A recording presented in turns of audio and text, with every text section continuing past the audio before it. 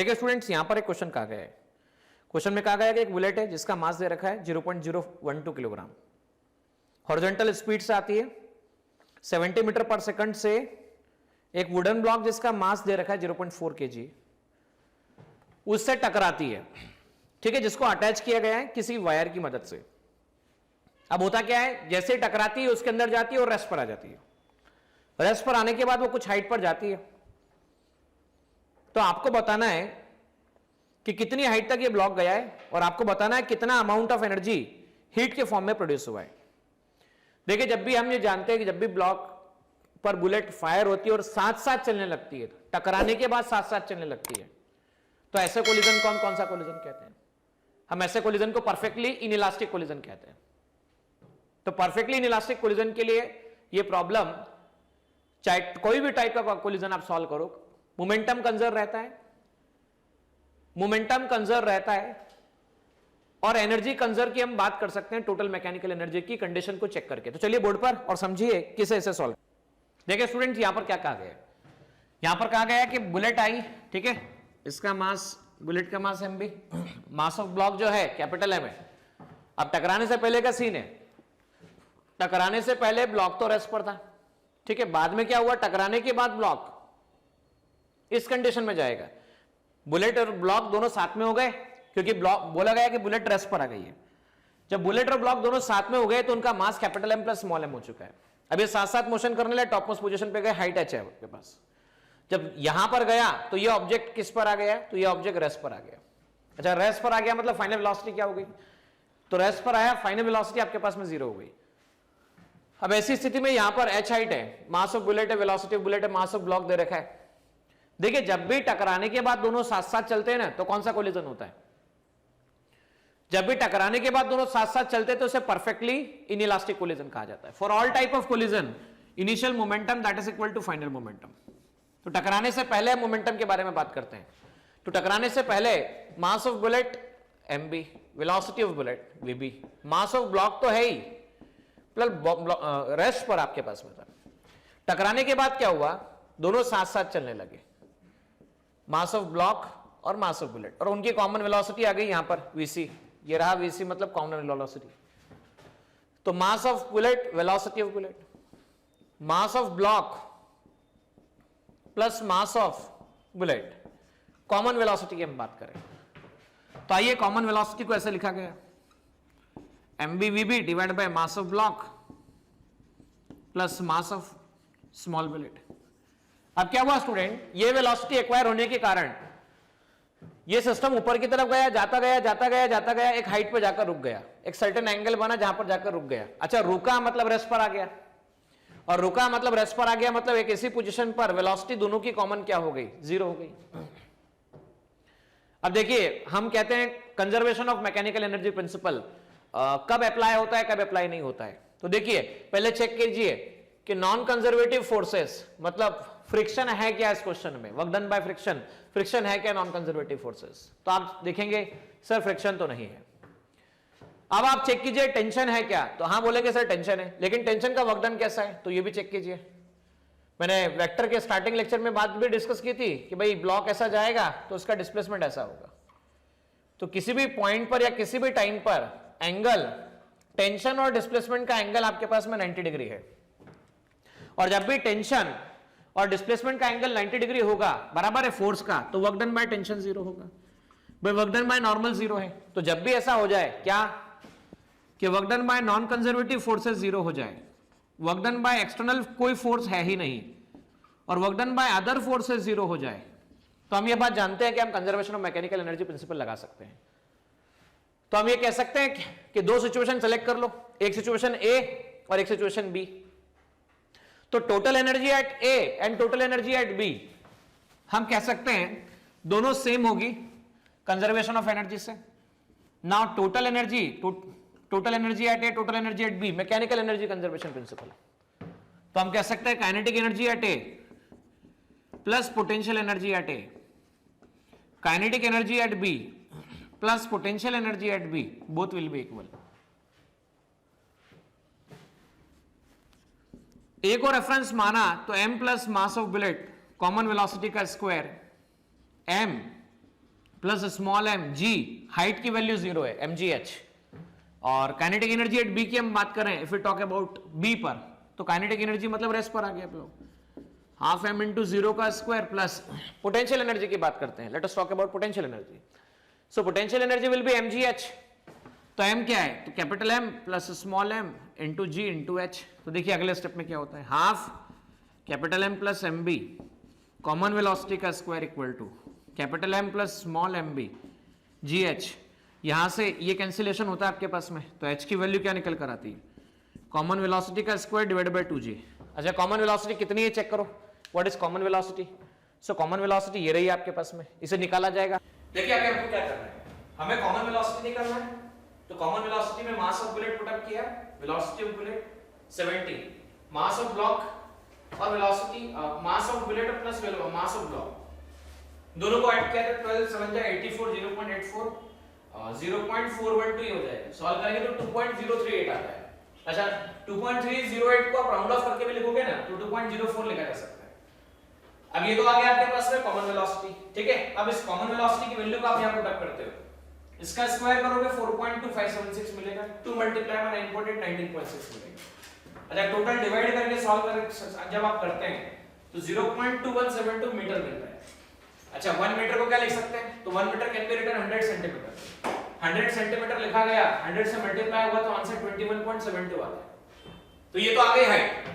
अब अगला क्वेश्चन इसमें क्या पूछा गया है, अगला क्वेश्चन पूछा गया है कि हीट लॉस कितना होगा, हीट लॉस कितना होगा।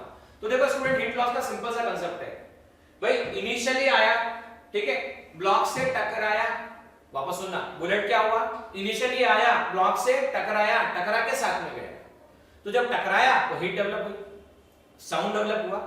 तो भाई इनिशियल काइनेटिक एनर्जी जो भी थी, फाइनल काइनेटिक एनर्जी जो भी है, उनका डिफरेंस निकालेंगे तो वो हीट प्रोड्यूस होगी। तो देखिए क्या होगा, इनिशियल काइनेटिक एनर्जी माइनस, देखिए इनिशियली कौन पोजीशन में था, तो इनिशियली केवल आपके पास में बुलेट पोजीशन में था, ब्लॉक नहीं था।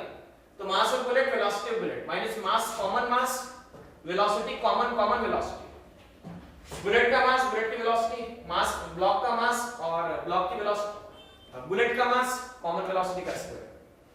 बुलेट का मास कितना दे रखा है, तो 0.012 70 का स्क्वायर, दोनों का कंबाइंड मास 0.012 प्लस 0.4 2.038, जिसे मैं आगे अगले स्टेप में 2.04 लिख रहा हूं राउंड ऑफ करके। हाफ दोनों में से कॉमन निकला, 70 का स्क्वायर लिख दिया आप लोगों ने, 49 into 100 माइनस 0.412 into 2.04 का स्क्वायर। अब इसको आप सॉल्व करते हो तो 58.8 आता है, इसे आप सॉल्व करते हो तो 1.74 आता है, दोनों का डिफरेंस 57.0854 आता है। और जब आप डिवाइड बाय 2 करेंगे तो आंसर आता है 28.54 joule. This is the final answer for given topic. देखिए स्टूडेंट यहां पर एक्सरसाइज के 25 नंबर क्वेश्चन में, जो कि एडिशनल एक्सरसाइज का एक हिस्सा है, इसमें दो इंक्लाइन प्लेन को कंबाइन करके एक प्लेन बनाया गया है। यहां ए से बॉल को ड्रॉप किया गया है, मतलब रिलीज किया गया है, जो ए बी की तरफ जा रही है और एसी पाथ की तरफ जा रही है। वर्टिकल हाइट को आप चेक करो, एच दे रखा है। थीटा 1 जो है, थीटा 1 की वैल्यू आपके पास 30 डिग्री और थीटा 2 की वैल्यू आपके पास में 60 डिग्री है।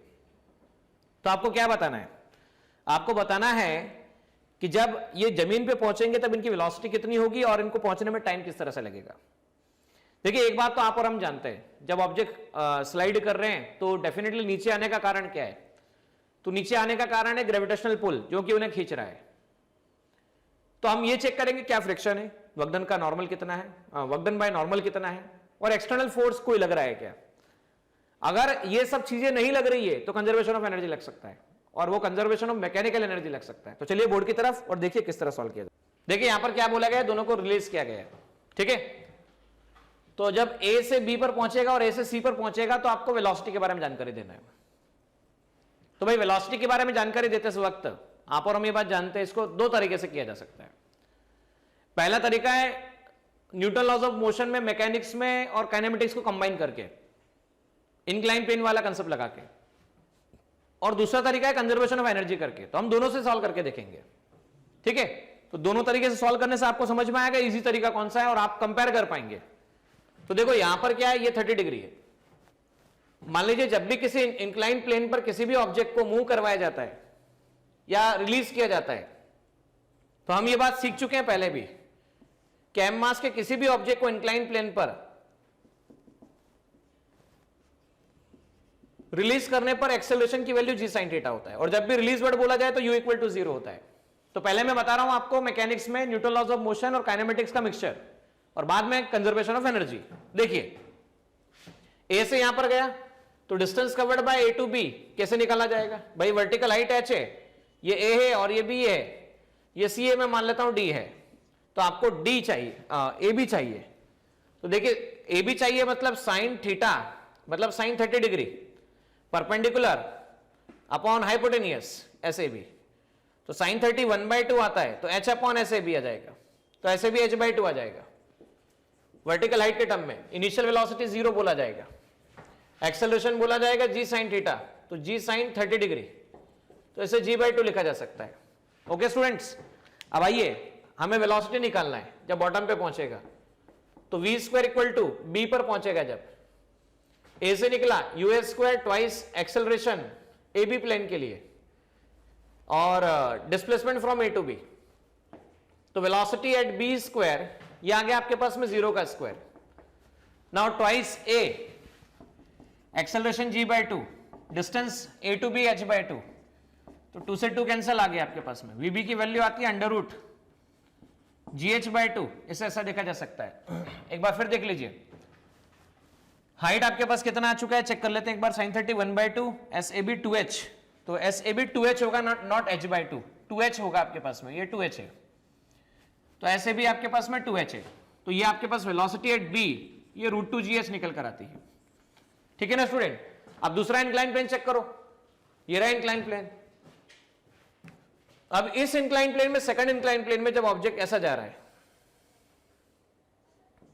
60 डिग्री है, ये h है, ये a है, ये d है, और ये आपके पास में c है। तो a टू c की हम बात करें साइन थीटा, तो देखिए साइन 60 डिग्री कितना होगा आपके पास में, चेक करो साइन 60 डिग्री, तो perpendicular that is height base कितना है, परपेंडिकुलर अपॉन हाइपोटेनियस, तो हाइपोटेनियस आपके पास में AC होगा। ठीक है, the distance from A to C, तो A टू C का डिस्टेंस आ जाएगा h अपॉन साइन 60। भाई साइन 60 कितना होता है, तो साइन 60 होता है √3/2, दिस विल बी √3/2, तो इसे distance from A to C को लिखा जा सकता है 2h/√3। अब हम बात करें इनिशियल वेलोसिटी एट a0, एक ही बात है जी साइन थीटा, तो जी साइन 60 डिग्री, जी साइन 60 डिग्री, साइन 60 कितना होता है, तो √3/2 होता है, तो जी √3/2 इसे ऐसा लिखा जा सकता है। डिस्टेंस कितना है, तो ये 2h/√3, तो पहला तरीका ये होगा। वापस a² प्लस ट्वाइस एक्सेलरेशन कौन से प्लेन पर, A to C, S displacement from A to C, आ गया आपके पास में VC का स्क्वायर 0 का स्क्वायर, A टू C का एक्सेलरेशन कितना है, तो G √3/2, डिस्टेंस कितना है, तो 2h/√3, 2 से 2 कैंसिल, √3 से √3 कैंसिल, तो वापस से VC² आपके पास में निकल कर आता है 2gh। सो VC आता है √2gh, मतलब दोनों का स्पीड क्या होगा, सेम होगा डिफरेंट होगा? चेक कर लो दोनों का स्पीड क्या होगा, तो सेम होगा। तो ये जो पहला मेथड था, इस पहले मेथड में देखिए आपको कितना समय लगा। ठीक है, लेकिन अगर दूसरा मेथड देखा जाए, एनर्जी मेथड, जिसकी मदद से क्वेश्चन को सॉल्व करना हो, तो बड़ा ही आसानी से क्वेश्चन को सॉल्व किया जा सकता है। बस उसमें हमें चेक करना है, conservation of mechanical energy apply करते समय हमको ये बात सीधी सीधी चेक करनी है कि क्या फ्रिक्शन है, तो क्वेश्चन में फ्रिक्शन दिया ही नहीं है। वर्क डन बाय नॉर्मल क्या है, तो हम कई बार क्लास में डिस्कस कर चुके हैं कि भाई नॉर्मल, जैसे m मास का ब्लॉक है, नॉर्मल ऐसा होगा, डिस्प्लेसमेंट ऐसा होगा, तो दोनों के बीच का एंगल 90 डिग्री होगा। तो दोनों के बीच का एंगल 90 डिग्री हुआ, तो work done by normal check करने आप गए, तो force into displacement into cos 90, cos 90 work done 0, मतलब नॉर्मल का वर्क डन 0 है। टेंशन है क्या, टेंशन नहीं है। आप कुछ अवेलेबल है डिसिपेटिव फोर्सेस, कुछ भी नहीं है। तो जब कुछ भी नहीं है तो हम conservation of energy, mechanical energy लगा सकते हैं। तो हम कह सकते हैं total energy at A, total energy at B and total energy eight C, तीनों को इक्वेट किया जा सकता है ना। तो इसे हमने रेफरेंस हाइट ले लिया, इसे ले लिया रेफरेंस, क्योंकि पोटेंशियल एनर्जी को बताते समय किसकी जरूरत पड़ती है, तो पोटेंशियल एनर्जी को बताते समय रेफरेंस की जरूरत पड़ती है। शुरुआत में जस्ट बोला गया रिलीज्ड मतलब रेस्ट पर, तो kinetic energy at A plus potential energy at A, इसे हम कह सकते हैं kinetic energy at B and potential energy at B। तो काइनेटिक एनर्जी एट A मतलब क्या, half into M into zero square, potential energy at A कितना होगा आपके पास में, mgh, क्योंकि यहां से रेफरेंस साइड से बॉटम वर्टिकल हाइट कितना है, तो आपके पास में h अवेलेबल है। अच्छा बी पर कितना होगा, हाफ एम वीबी स्क्वायर, हाफ एम वीबी स्क्वायर। अच्छा जब ऊपर से नीचे आएगा तो हाइट कितना रिड्यूस हो गया, तो भाई ये जीरो हो गया रेफरेंस, क्योंकि इस पॉइंट पर आया तो रेफरेंस पॉइंट पर आ गया, तो एम जी इंटू जीरो आपके पास आ चुका है। ठीक है ना, अब आइए सॉल्व करते हैं इसे लिख सकते हैं आप M G H equal to half M V B square, M से M cancel, velocity at B equal to under root two G H. Same आप अप्लाई कर दो किसके लिए, total energy at A and total energy at C. तो total energy at A and total energy at C को आप देखेंगे तो क्या, kinetic energy at A, potential energy at A, kinetic energy at C and potential energy at C. तो A पर kinetic energy तो release किया गया, तो half into M into zero का स्क्वायर। अच्छा पोटेंशियल एनर्जी की बात करें तो mgh, यहां से यहां तक हाइट h, वापस देखिए mgh। सी पर काइनेटिक एनर्जी वही हमें निकालना है, half M B C. Potential energy जब टॉप टू बॉटम यहां पहुंच जाएगा तो हाइट जीरो, तो mg जीरो, तो वापस सॉल्व करेंगे तो आंसर आता है रूट टू जी एच। तो देखो यहां से वन लाइन क्वेश्चन हो गया और वहां से कितनी सारी बातें सॉल्व करने की जरूरत थी। चलिए ये तो आ गया वेलोसिटी के बारे में, दोनों की वेलोसिटी सेम है। अब दोनों में से टाइम के बारे में हम बात करें तो टाइम कैसे निकाला जाए, तो आप और हम ये बात अभी सीख चुके हैं, we have learn v equal to U plus AT. तो चलिए time from A to B की हम बात कर लें, दोनों की velocity root two G H, bottom पे पहुंचते समय zero G sine 30 degree, time from A to B. So root two G H equal to G sine 30 degree, time from A to B. एक इक्वेशन ये बन गया आपके पास में। ठीक है, सेकंड इक्वेशन लगा देते हैं वापस से काइनेमेटिक्स का, v equal to U plus A T. तो time from B to C, A to C हम बात कर लेते हैं, let us talk about A to C. A to B था ना पहले, ठीक है बराबर है, ए टू बी और ए टू सी की हम बात कर रहे हैं। तो वापस से फाइनल पहुंचते समय velocity root two G H zero plus A to C के लिए एक्सेलरेशन कितना होगा, G sine 60 degree, that will be G sine 60 degree, time from A to C. So root two G H G sine 60 degree, time from A to C. हम बात करें तो equation number second आपके पास available है, तो root two G H दोनों को divide कर दिया जाए, root two G H equal to कितना आ गया आपके पास, G sine 30, G sine 30। Time कहां से कहां तक, तो ए से बी तक का टाइम, जी साइन 60 डिग्री, टाइम कहां से कहां तक, ए से सी तक का टाइम। ये कैंसिल, ये कैंसिल, ये cancel, sine 60 upon sine 30, from A to B, from A to C. Sine 60 root 3/2, sine 30 1/2, 2 से 2 कैंसिल आ गया, A to B from A to C. ठीक है, अब क्या आ गया, root 3 time from A to B, time from A to C, मतलब ये वैल्यू ग्रेटर देन 1 आई। तो इसका मीनिंग क्या हुआ, किसको ज्यादा समय लग रहा है, किसको ज्यादा समय लग रहा है, तो हम 30 डिग्री वाले इंक्लाइन प्लेन पे जा रहे हैं तो ज्यादा समय लग रहा है। देखो time to reach from A to B is more than the time to reach from A to C. तो भाई जिसका एंगल कम है, जिसका एंगल कम है उसको मोर टाइम, ज्यादा समय लग रहा है, और जिसका एंगल ज्यादा है उसको लेस टाइम। तो कम टाइम में अगर पहुंचाना हो तो स्लोप बढ़ा दो, और ज्यादा टाइम में पहुंचाना तो स्लोप घटा दो।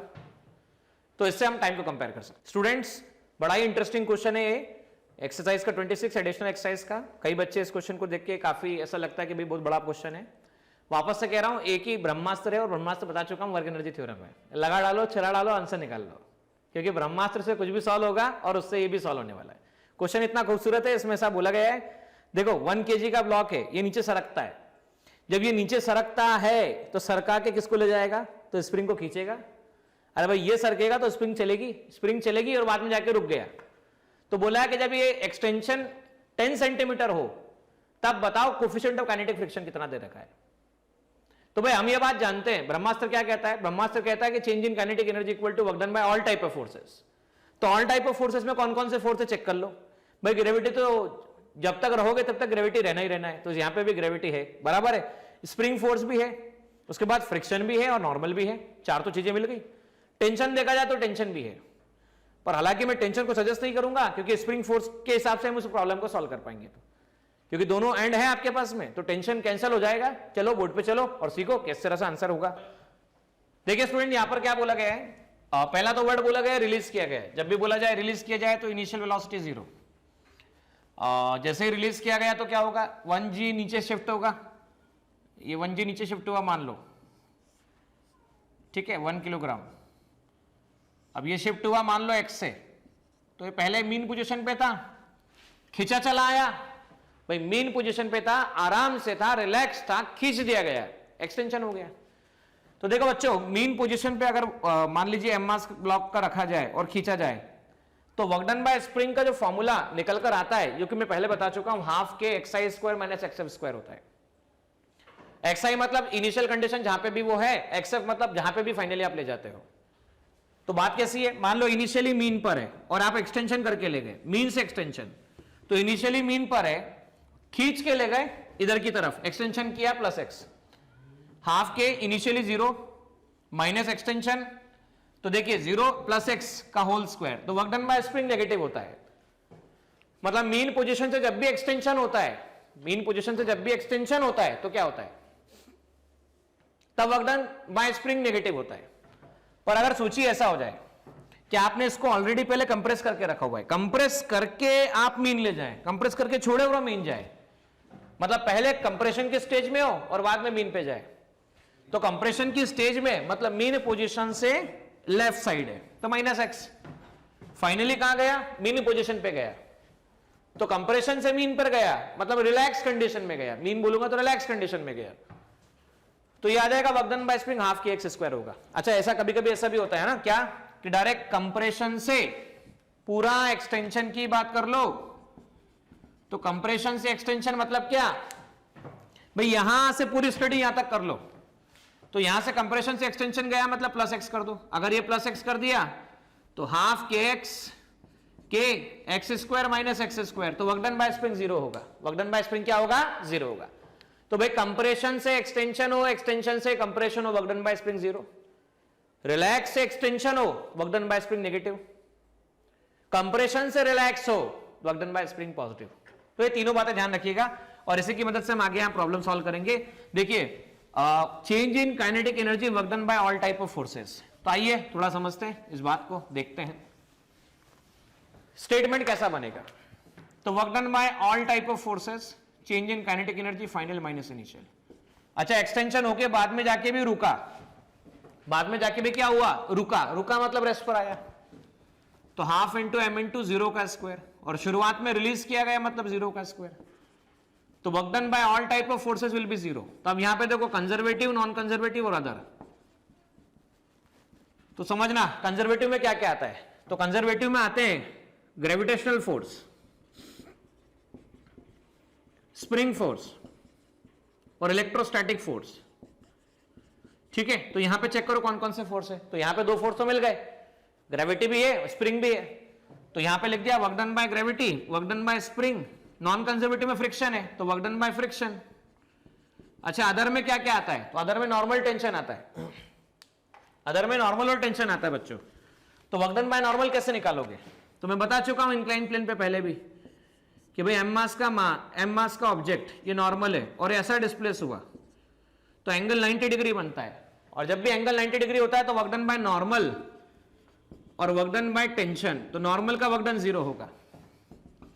और अब टेंशन की बात कर लेते हैं, टेंशन के बारे में, ठीक है ना। तो टेंशन स्ट्रिंग तो है नहीं, स्प्रिंग है, तो जब स्प्रिंग का वर्क डन ले रहे हैं तो टेंशन की बात नहीं करेंगे हम यहाँ पर। और किसी ने सोच भी लिया कि सर हम मान लो यहाँ पर टेंशन ले लेते हैं, तो भाई देखो यहाँ पे कनेक्टिंग पॉइंट पे टेंशन अवे, कनेक्टिंग पॉइंट से टेंशन अवे, मैं समझा भी देता हूं तो समझना क्या होगा।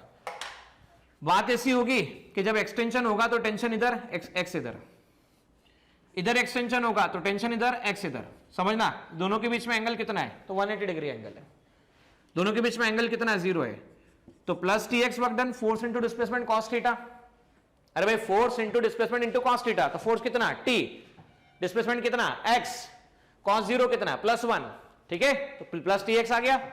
अब यहां देखो force into displacement into cos 180, cos 180 -1 T X, तो plus T X minus T X answer कितना है बोलो भाई, अगर निकालना भी और लगा भी दिया दिमाग तो plus T X minus T X answer कितना है, तो 0 आएगा। तो भाई यहां तो गया, अब तो केवल 3 ही बातें बची, समझ लो भाई, तू भी जा। चलिए अभी बताइए ये पहले रिलैक्स था, रिलैक्स से एक्सटेंशन हुआ भाई, रिलैक्स से एक्सटेंशन मतलब -12 kx² वर्क डन। फ्रिक्शन की हम बात करें और ग्रेविटेशनल वर्क डन की हम बात करें, वर्क डन इक्वल टू 0। भाई सोचना, ध्यान से सोचना, ये 37 डिग्री, ये ब्लॉक सरक कर x आया, x मतलब ऐसा x चल के आया भाई, ऐसा x चल के आया तो ग्रेविटेशनल फोर्स या वर्क डन निकालना हो जब भी, तो ग्रेविटेशनल फोर्स लग कहां रहा है इस ब्लॉक पर, तो चेक करो ध्यान से भाई, ग्रेविटेशनल फोर्स तो इस ब्लॉक पे नीचे ही लग रहा है। अगर ब्लॉक इधर की तरफ डिस्प्लेस होके आया, मैं इसको थोड़ा सा ऐसा बताता हूं, ऐसा बताना आपके लोगों के लिए और मेरे लिए भी आसान है समझाना, कि भाई m मास का ब्लॉक यहां से चल के अगर मान लीजिए x आया, ये 37 डिग्री है, ब्लॉक यहां पर आ गया, तो हम ये ऐसा कह सकते हैं कि अगर यहां x चला होगा तो इधर से इधर भी जा सकता है, बराबर है, इस रास्ते से भी जा सकता है, पॉसिबल है ना। तो ऐसी स्थिति में ये m मास, ये m मास यहां से गया, यहां से गया। अब समझना स्टूडेंट्स, ये x है, ये 37 है, तो वर्टिकल हाइट कितनी हो गई, तो भाई ये x है, ये 37 है, x वर्टिकल हाइट h है, तो sin 37 h upon x,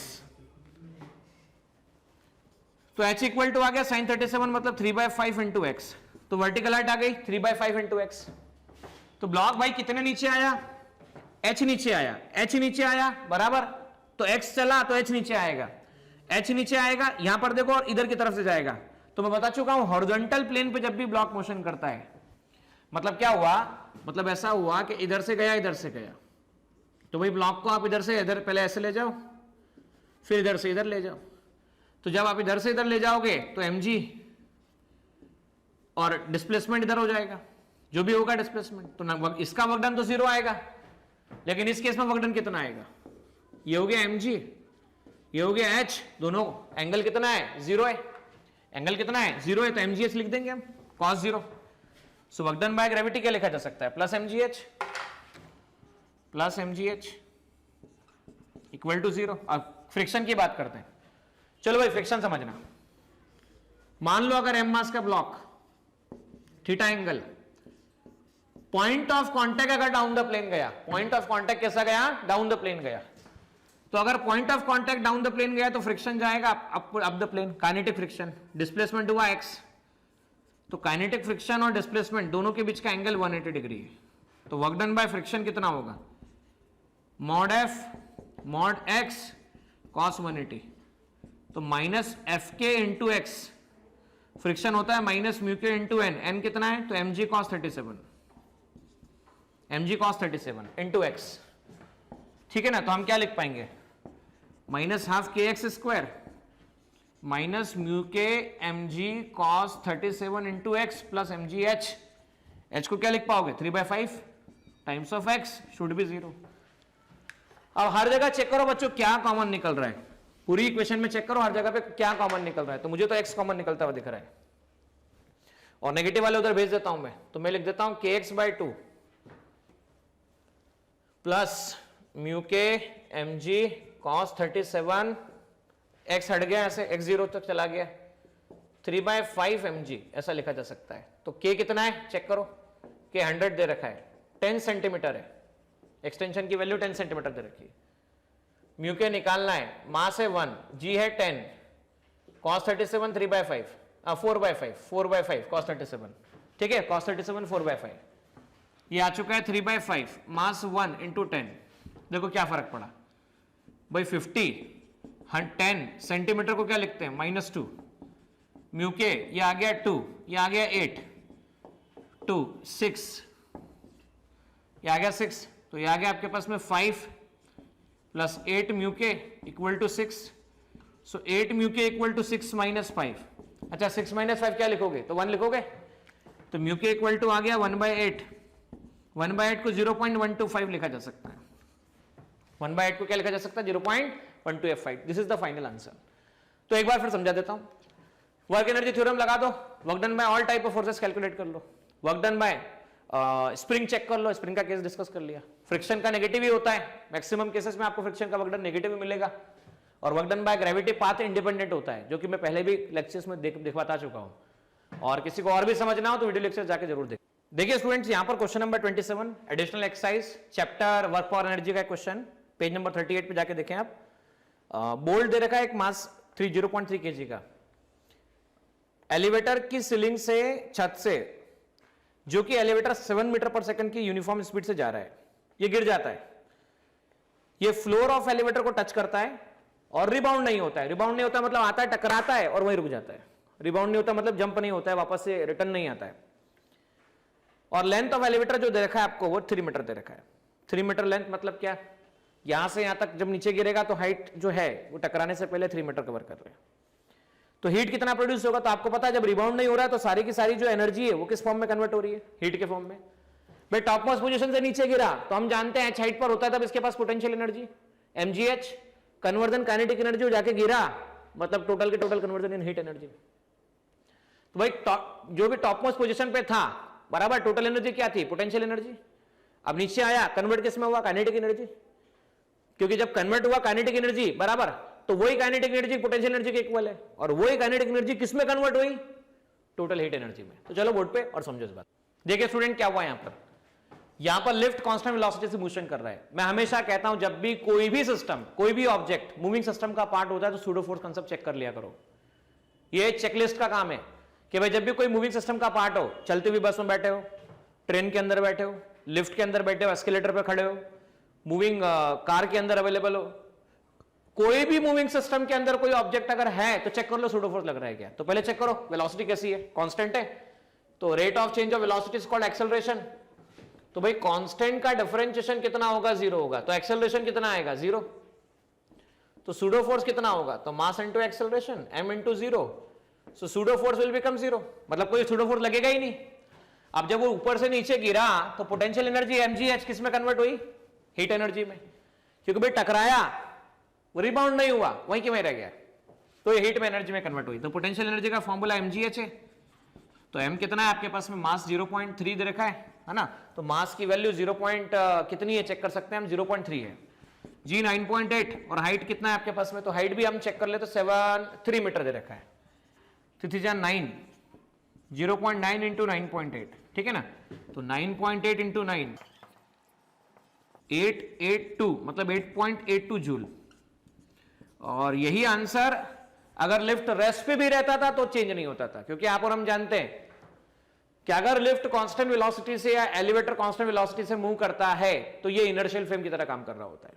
inertial frame का मतलब क्या, जिस फ्रेम का कोई एक्सेलरेशन नहीं होता है, तो अर्थ से भी अगर कोई ऑब्जर्वर देखता है तो उसको भी वही सेम रिजल्ट मिले। देखिए स्टूडेंट्स, एडिशनल एक्सरसाइज का एक और question 28 number question, page number 138 पर, उसमें ऐसा बोला है trolley has a mass, trolley का मास दे रखा है 200 kg, है ना, यूनिफॉर्म स्पीड से मोशन कर रही है फ्रिक्शनलेस ट्रैक पर। एक बच्चा है जिसका मास 20 kg दे रखा है, वो ट्रॉली पर वन एंड से दूसरे एंड पर, जबकि ट्रॉली की लेंथ 40 मीटर दे रखी है, ट्रॉली के रिस्पेक्ट में दौड़ना शुरू करता है। दौड़ना शुरू करता है मतलब भागना शुरू करता है। अब होता क्या है, और ट्रॉली से जंप करके कूद जाता है और बाहर चला जाता है। तो उस समय ट्रॉली की स्पीड कितनी होगी जब वो जंप कर जाएगा, ये हमें निकालना है। देखिए भाई, ट्रॉली और पर्सन या जो भी स्टूडेंट है या जो भी चाइल्ड है या जो भी कैंडिडेट है, तो बच्चा खुद ही भाग रहा है ना, उसको कोई धक्का तो दे नहीं रहा है। क्या सिस्टम पे कोई नेट फोर्स लग रहा है, एक्सटर्नली कोई धक्का दे रहा है, कोई लगा रहा है फोर्स, तो नहीं लगा रहा है।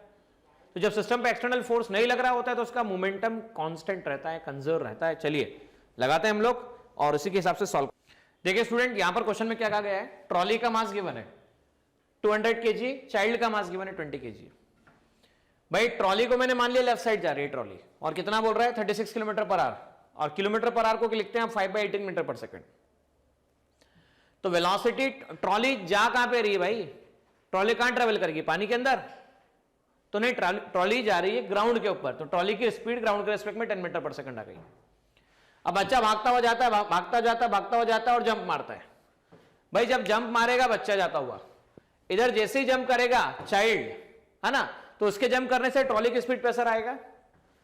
बिल्कुल वैसे ही कि आपका दोस्त और आप साइकिल पे हो, आपका दोस्त साइकिल चला रहा है और आप तुरंत उतर जाओ साइकिल से, तो साइकिल की स्पीड पे असर आएगा, है ना। तो सेम एग्जांपल है। तो भाई मैंने मान लिया उस समय जैसे ये जंप मारेगा, जंप करेगा, जंप जस्ट करने के बाद में ट्रॉली की स्पीड को मैंने v मान लिया, I have taken this is v। Okay, अब देखो ध्यान से, हमें चाइल्ड की speed, child relative to trolley given है कि चाइल्ड ट्रॉली के ऊपर दौड़ रहा है, उसकी स्पीड गिवन है, तो velocity of child with respect to trolley. तो आप और हम पहले भी सीख चुके हैं कि velocity of A with respect to B, velocity of A with respect to ground minus velocity of B with respect to ground. So velocity of child with respect to trolley कितना आ गया, velocity of child with respect to ground minus velocity of trolley with respect to ground. तो चलिए हमें ground के respect में child की velocity चाहिए, तो velocity of child with respect to ground आ गया, velocity of child with respect to trolley plus velocity of trolley with respect to ground. Child कहां पर जा रहा है, चाइल्ड जा रहा है भाई ट्रॉली के रिलेटिव 4i कैप, इधर की तरफ जंप मारा, ये ट्रॉली किधर गई, इधर की तरफ गई, तो v माइनस आई कैप। तो चाइल्ड की वेलोसिटी ग्राउंड के रिस्पेक्ट में आ गई कि भाई ग्राउंड के रिस्पेक्ट में जो पर्सन होगा या चाइल्ड होगा इधर की तरफ भागता हुआ नजर आएगा।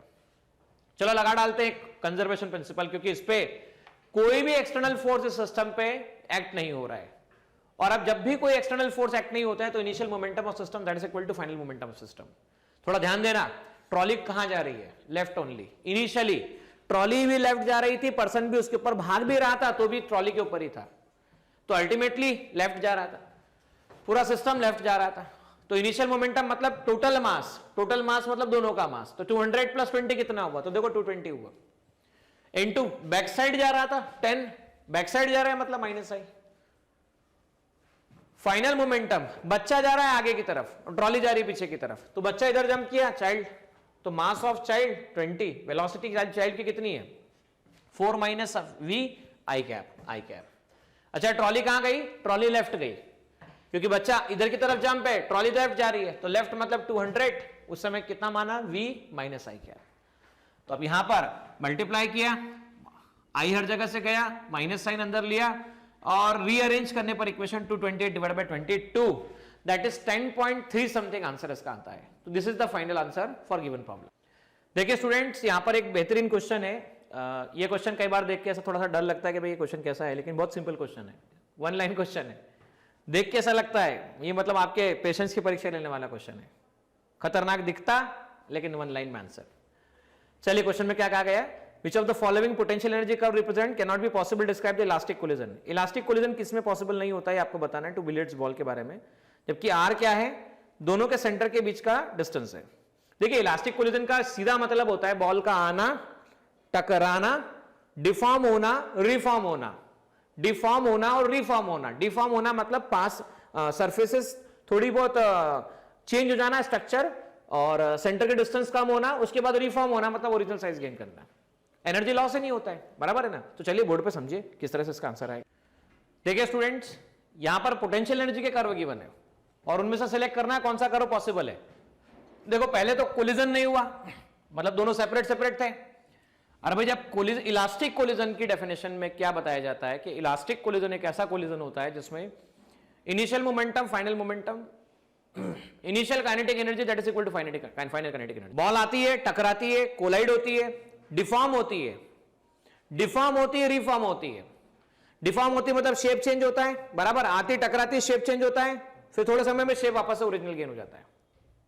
भाई टकराने से पहले कोई डिफॉर्मेशन नहीं है, no deformation no potential energy, no deformation no potential energy. और डिफॉर्मेशन टकराएगी कब, जब आर की वैल्यू 2r हो, क्योंकि स्मॉल आर क्या है, दोनों के सेंटर के बीच का डिस्टेंस। तो भाई 2r चेक करना, 2r डिस्टेंस जब होगा तब टकराएगा, मतलब पोटेंशियल एनर्जी की शुरुआत ही तब वहां से होगी। मतलब r ग्रेटर देन 2r होगा तो कोई डिफॉर्मेशन नहीं होगा, और कोई डिफॉर्मेशन नहीं होगा तो पोटेंशियल एनर्जी नहीं होगा। तो r ग्रेटर देन 2r पे देखो, r ग्रेटर देन 2r पे पोटेंशियल एनर्जी है, गलत है। तो r ग्रेटर देन 2r पे पोटेंशियल एनर्जी नहीं है, तो ये भी हो सकता है। r ग्रेटर देन 2r, ये आपके पास में हम चेक कर सकते हैं, 2r के बाद में पोटेंशियल एनर्जी नहीं है, तो ये हो सकता है, बराबर है। r ग्रेटर देन 2r के बाद में पोटेंशियल एनर्जी कर्व दे रखा है, तो ये तो हो ही नहीं सकता। जो नहीं हो सकता उसको हटाते जाएंगे, जो नहीं हो सकता उसको हटाते जाएंगे। देखो r ग्रेटर देन 2r पे पोटेंशियल एनर्जी कांस्टेंट बोली गई है, no deformation no potential energy, ये भी नहीं हो सकता, ये भी नहीं हो सकता। अब 3 ग्राफ बचे हमारे पास में, देयर आर 3 पॉसिबिलिटीज कि भाई ये हो सकते हैं। दूसरी एक और बात है, जब दोनों पास आने लगेंगे, डिफॉर्म होने लगेंगे, तो सेपरेशन कम होने लगेगा। सेपरेशन कम होने लगेगा मतलब आर कम होने लगेगा, आर कम होने लगेगा मतलब कितना हो जाएगा, लेस देन 2r हो जाएगा। लेस देन 2r हो जाएगा तो एक स्टेज देखो ऐसी, कम होते होते होते होते होते होते होते दोनों का सेंटर अगर एक जगह पर आ गया तो स्मॉल r 0 हो जाएगा। और स्मॉल r 0 हो जाएगा। पोटेंशियल एनर्जी के लिए एक बात पाई जाती है, ऐसा बताया जाता है कि इनवर्सली प्रोपोर्शनल टू r होती है। अगर r अप्रोच टू 0 हो जाए तो पोटेंशियल एनर्जी का आंसर इन्फिनिटी अप्रोच होना चाहिए, मतलब लार्ज हो जाना चाहिए। लार्ज मतलब बढ़ जाना चाहिए। तो देखो r 0 है, पोटेंशियल एनर्जी बढ़ रहा है, r 0 है लेकिन यहां पोटेंशियल एनर्जी भी 0 बोल रहा है, तो ऐसी बात ही नहीं है, तो गलत हो गया। r 0 है ना, r 0 है तो पोटेंशियल एनर्जी की कोई कांस्टेंट वैल्यू है, कांस्टेंट वैल्यू, और वो लगातार कांस्टेंट बोली जा रही है, जबकि ऐसा होता नहीं, पोटेंशियल एनर्जी लगातार कांस्टेंट नहीं होती। क्योंकि देखो बच्चों, अगर ये y फंक्शन है, ये x फंक्शन है, तो xy equal to constant rectangular hyperbolic function होता है। कौन सा फंक्शन होता है? रेक्टेंगुलर हाइपरबोलिक फंक्शन होता है। तो ये तो क्रॉस अपने आप हो गया, ऐसा हो नहीं सकता। पोटेंशियल एनर्जी कांस्टेंट है नहीं, क्योंकि ये बदल रही है, और बदल रही है तो आप जानते भी क्यों बदल रही है भाई। जब टकराना चालू हुआ तो रोल प्ले हुआ, और पास आते गए बढ़ती गई, पास आते गए और बढ़ती गई, बिल्कुल 0 हो गए, बहुत ज्यादा बढ़ गई। तो भाई जब r कम होता जा रहा है, या ये कह लीजिए टुवार्ड से अगर आप इधर आएंगे, टुवार्ड से इधर आएंगे मतलब सेंटर से कम होते जाएंगे, कम होते जाएंगे, तो पोटेंशियल एनर्जी बढ़नी चाहिए। तो भाई टुवार्ड से जब आप 0 को अप्रोच होंगे, तो जब सेपरेशन कम होता जाएगा, कम होता जाएगा, कम होता जाएगा, तो एनर्जी बढ़ना चाहिए, जबकि एनर्जी बढ़ नहीं रही है। यहां पर, यहां तो उल्टी क्या है? कांस्टेंट है। तो इसलिए आंसर कौन सा सही हुआ? हमारा ये आंसर सही। देखिए स्टूडेंट्स, ये क्वेश्चन नंबर 30 एक्सरसाइज का, इसका सही प्लेस देखा जाए तो 12th क्लास में है। मतलब 12th क्लास का टॉपिक न्यूक्लियर फिजिक्स, उसमें भी न्यूक्लियर डिके नाम का टॉपिक जब तक पता नहीं हो तब तक इस क्वेश्चन को सॉल्व करने में थोड़ा सा अनकंफर्टेबिलिटी रहता है। लेकिन कोई चिंता की बात नहीं, मैं भी आपके सामने डिस्कस करूंगा, और बेहतर क्लैरिटी आपको जब 12th में आप इस टॉपिक को और डिटेल में पढ़ेंगे तो आपको होने वाली है। इसमें ऐसा कहा गया है क्या कि consider a decay of free neutron. Neutron जब डिके होता है तो वो प्रोटॉन, इलेक्ट्रॉन, ठीक है, और एक कोई अदर एंटी न्यूट्रिनो पार्टिकल नाम का पार्टिकल एमिट करता है। Show that the two body decades of this type must necessarily give an electron of a fixed energy. हमें बताना है कि फिक्स्ड एनर्जी का इलेक्ट्रॉन होता है, और ये कंटिन्यूअस डिस्ट्रीब्यूशन पॉसिबल नहीं हो सकता, ऐसा हमको बताना है करके कि ये पॉसिबल नहीं हो सकता। इसमें यहां पर ऐसा है, इसका जो, और अगर आपको एक्सप्लेनेशन देखना हो, ये देखिए correct relationship, neutron, proton, electron और एक नया पार्टिकल। इस पार्टिकल का नाम है न्यूट्रिनो पार्टिकल। इस डीके को कहा जाता है बीटा डीके, इसे इलेक्ट्रॉन डीके भी कहा जाता है, बीटा नेगेटिव डीके भी कहा जाता है। तो चलिए बोर्ड पर और समझते हैं। देखिए स्टूडेंट, हमने क्वेश्चन में यह बताया गया था कि आपको बताना है कि जब कोई पार्टिकल या जब कोई अनस्टेबल न्यूक्लियाई, कौन सा न्यूक्लियाई बोल रहा हूं मैं? Unstable nuclei. जब स्टेबल न्यूक्लियाई बनता है तो स्टेबल न्यूक्लियाई बनते वक्त अलग अलग टाइप के पार्टिकल का मिश्रण करता है, बराबर। वो पार्टिकल अल्फा हो सकते हैं, बीटा हो सकते हैं, अलग टाइप के रेडिएशंस हो सकते हैं, गामा रेडिएशंस हो सकते हैं। अब आपके मन में चल रहा होगा सर ये कौन सी बातें आप हमसे कह रहे हैं, ये क्या है क्या आखिर? तो मेरा आपसे स्पष्ट कहना है कि जब आप 12th क्लास में न्यूक्लियर फिजिक्स नाम का टॉपिक पढ़ेंगे तो वहां पर ये बातें डिटेल में पढ़ने को मिलेगी। और अगर किसी स्टूडेंट को आप में से ऐसा लगता है कि उसे पढ़ना है या समझना है तो न्यूक्लियर फिजिक्स का जो वीडियो है उसे आप जाके देख सकते हैं। पर मैं यहां पर उतनी बात करूंगा जितना कि वर्क फॉर एनर्जी चैप्टर के लिए जरूरी है। जरूरी यह है कि दुनिया का हर अनस्टेबल सिस्टम क्या बनता है? स्टेबल सिस्टम बनना चाहता है। और अनस्टेबल सिस्टम जब स्टेबल सिस्टम बनना चाहता है वो पार्टिकल का इमिशन करता है। उसी में से एक टाइप का इमिशन है, न्यूक्लियस के अंदर से होने वाला इमिशन है, जिसे हम कहते हैं बीटा इमिशन। बीटा इमिशन में क्या होता है? तो बीटा इमिशन में न्यूट्रॉन टूटता है। बीटा इमिशन में क्या होता है? न्यूट्रॉन टूटता है। टूटने के बाद ये इलेक्ट्रॉन भी देता है और ये साथ साथ प्रोटॉन भी देता है, साथ में एक पार्टिकल इमिट करता है और कुछ एनर्जी रिलीज होती है। स्टूडेंट, इस पार्टिकल को न्यूट्रिनो कहते हैं, हमारे स्कोप में नहीं है, हम बात भी नहीं करेंगे। न्यूट्रॉन का चार्ज 0, मास 1, बराबर। अब यहां देखो बच्चों, कोई भी रिएक्शन प्रोसीड जब होती है, व्हेनेवर एनी रिएक्शन प्रोसीड, जैसे कि ए से बी बना और सी बना, ठीक है, तो बी और सी जब बनेगा तो एनर्जी कुछ रिलीज होगी। और ये एनर्जी आती कहां से है? क्वेश्चन मार्क है, एनर्जी कहां से आती है? तो भाई ये है रिएक्टेंट। रिएक्टेंट मतलब जो डिके हो रहा है, और ये बन रहा है प्रोडक्ट। तो रिएक्टेंट के मास और प्रोडक्ट के मास का बीच का जो डिफरेंस है, मास ऑफ रिएक्टेंट बराबर मास ऑफ ए। प्रोडक्ट कितने हैं? बी और सी है। बोले भाई प्रोडक्ट कितने हैं? तो 2 हैं। कितने हैं? 2 है। 2 कौन कौन से हैं? बी और सी है। 2 कौन कौन से प्रोडक्ट है? बी और सी है। बी और सी का मास और ए के मास का डिफरेंस जो है, उसको जब आप सी स्क्वायर से मल्टीप्लाई करते हो तो इस एनर्जी को क्यू वैल्यू ऑफ रिएक्शन कहा जाता है। क्या कहा जाता है? क्यू वैल्यू ऑफ रिएक्शन कहा जाता है। और ये जब एनर्जी रिलीज होती है ना, तो ऐसा देखा गया है कि ये जो एनर्जी होती है बी और सी को मिलती है और ये इक्वल डिवाइड होती है, बराबर है, ये डिवाइड होती है, हम ये कह सकते हैं, इक्वली भी नहीं कहूंगा मैं, ये डिवाइड होती है। ये जो एनर्जी मिलती है ये बी और सी को मिलकर डिवाइड होती है और इनकी फिक्स वैल्यू डिवाइड होती है, इनकी फिक्स वैल्यू डिवाइड होती है, जो कंजर्वेशन ऑफ मोमेंटम और कंजर्वेशन ऑफ एनर्जी प्रिंसिपल से निकाली जा सकती है। ठीक है, तो ये फिक्स्ड वैल्यू डिवाइड होती है। लेकिन यहां पर देखो ग्राफ क्या कह रहा है, ग्राफ कह रहा है कि ये एनर्जी 0 से इंफिनिटी के बीच में कुछ भी हो सकता है। भाई 0 से इंफिनिटी के बीच में हर वैल्यू नहीं होती, सारी वैल्यू नहीं होती, फिक्स्ड वैल्यू होती है, there is a certain value. तो सर्टेन वैल्यू होती है, फिक्स्ड वैल्यू होती है, इसलिए आप और हम नहीं कह सकते यहां पर, क्या नहीं कह सकते कि ग्राफ ट्रू है, क्योंकि ये तो भाई 0 से सारी वैल्यू बता रहा है। नहीं, बिल्कुल नहीं, फिक्स्ड वैल्यू डिस्ट्रीब्यूट होती है, फिक्स एनर्जी डिस्ट्रीब्यूट होती है। ये कोई वेरिएशन या डिस्ट्रीब्यूशन नहीं होता कि 0 से कोई भी अंदर तक इंफिनिटी तक कोई भी वैल्यू ले लेगा। तो ध्यान रखिएगा, इसलिए हम कह सकते हैं कि भाई जब 0 से इंफिनिटी में काइनेटिक एनर्जी जो है हर कोई वैल्यू नहीं लेती है, तो ये सारी वैल्यू कैसे आएगी? सारी वैल्यू नहीं आएगी तो क्या आएगी? फिक्स्ड वैल्यू आएगी, इसलिए पॉसिबल नहीं।